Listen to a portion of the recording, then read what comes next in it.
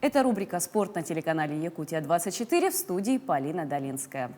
Лондонский «Челси» одержал победу над мадридским «Атлетико» со счетом 1-0 в первом матче 1/8 финала Лиги чемпионов.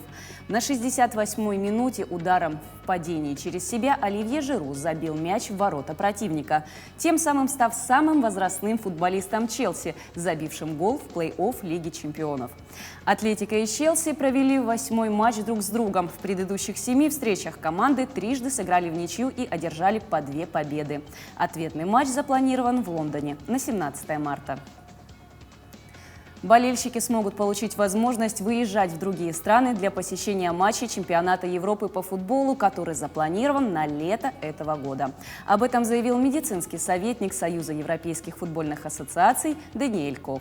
Также он отметил, что после консультации с 12 странами, в которых пройдут игры турнира, в начале апреля УЕФА примет решение о количестве болельщиков, которым будет разрешено посещать матчи чемпионата Европы.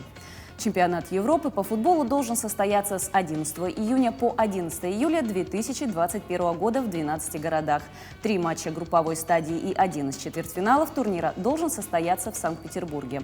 Ранее чемпионат был перенесен на год из-за пандемии. Название турнира «Евро-2020» решили не менять. Хоккейный клуб «Даллас» обыграл Флориду в гостевом матче регулярного чемпионата Национальной хоккейной лиги. Результат встречи – счет 3-0. В результативные шайбы были запрошены на 1-й, 43-й и 57-й минутах матча. Вратарь «Далласа» Антон Худобин отразил 43 броска по своим воротам. Россиянин провел второй матч на 0 в сезоне. В предыдущей встрече команд, которая прошла 23 февраля и закончилась победой Флориды со счетом 3-1, Худобин отразил 49 бросков и повторил личный рекорд. «Даллас» набрал 16 баллов в 14 матчах и поднялся на 6-ю позицию в таблице Центрального дивизиона.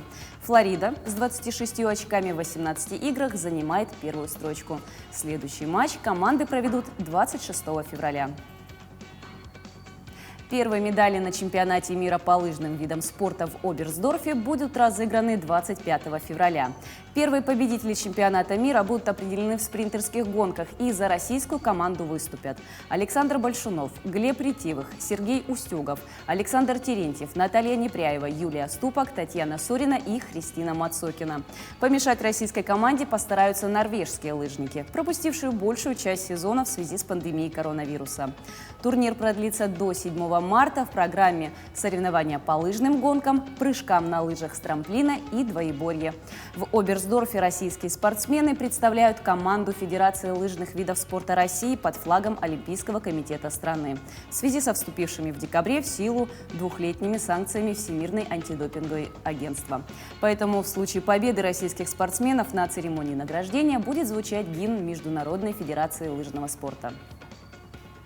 Житель Чехии Давид Венчи установил новый мировой рекорд по подледному плаванию, преодолев дистанцию 86 метров.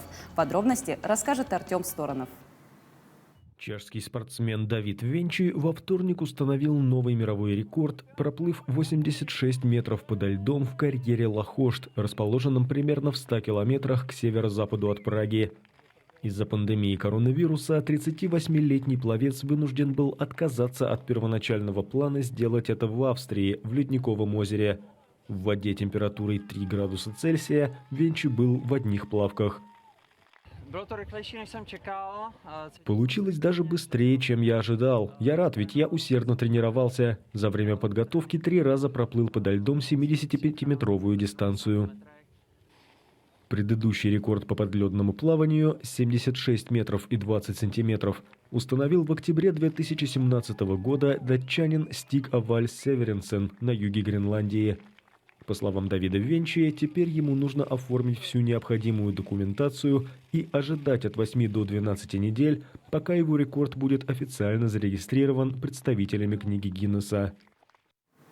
На этом наш выпуск подошел к концу. Мы продолжим следить за развитием событий в мире спорта.